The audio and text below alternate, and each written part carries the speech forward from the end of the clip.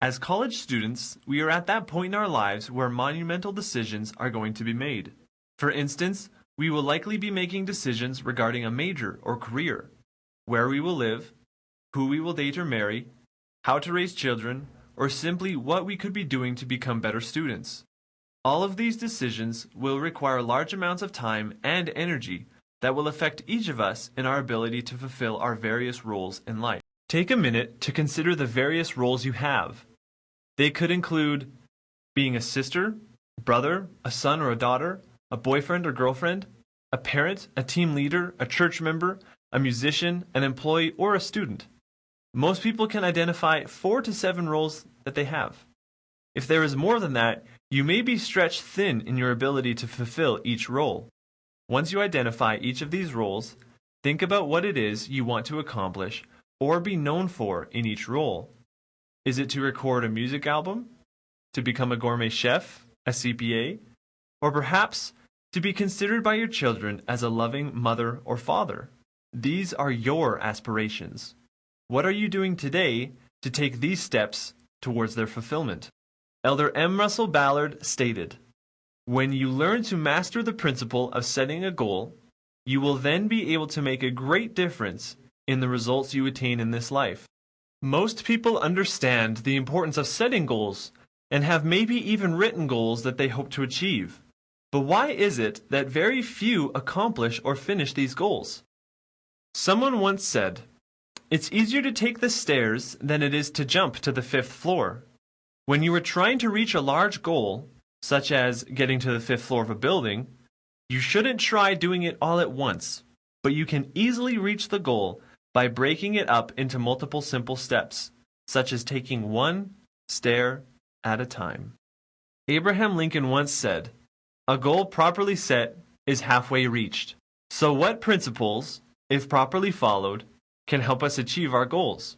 Our goals should be written, specific, realistic. They should be measurable, and they should be compatible, and they should have due dates or deadlines. Furthermore, rarely are long-range goals ever accomplished if they haven't made their way to our daily to-do lists. In other words, you might ask yourself, what can I do today to lead to the accomplishment of my long-term goals? When setting goals, it's also important to determine the sacrifices you are going to make for the accomplishment of your goals.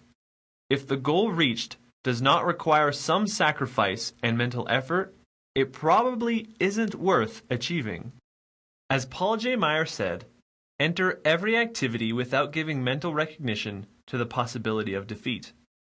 Concentrate on your strengths instead of your weaknesses, on your powers instead of your problems." Trying to motivate yourself without setting goals is like training for a marathon without exercising.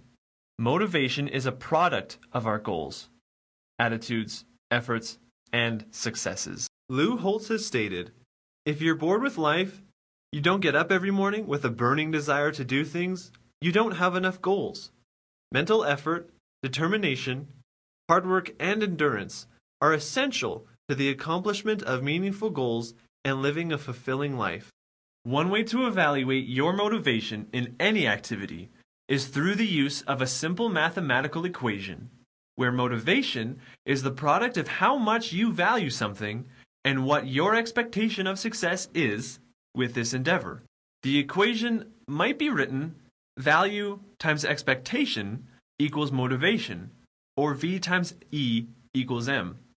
For example, the value I place on obtaining a college education might be on a scale of 1 to 10, an 8, and my expectation of success in college might be a 7. Hence, my motivation would be 56%. What goals can I set to raise my score or to keep it high? One way to ensure that one's motivation stays high is through engaging in endeavors where the challenge of the task requires that of an equal skill level. For instance, we see on this graph that if the challenge level is greater than the perceived amount of skill, anxiety might result. On the other hand, if your skill level is higher than your challenge level, you are probably going to be bored. To give an example, you wouldn't take a 400 level English class if you only had experience as a physics major. On the other hand, if you were about to graduate with an art degree, you wouldn't want to take a beginning drawing class. It would be too boring. The most meaningful goals are accomplished when skill level and challenge of the subject are both high but realistic. The match creates deep involvement and a higher feeling of success. So remember, set goals, make sacrifices, balance challenge and skill level, stay organized and remember what you need to be. And when you achieve your goals, reward yourself. You've earned it. When life is as busy as it is, goal setting and daily progression towards our goals are what we need to live life to the fullest. To be a better friend, brother or sister, athlete, entertainer, or a better student. Go ahead and start today. Set goals to succeed in your life roles.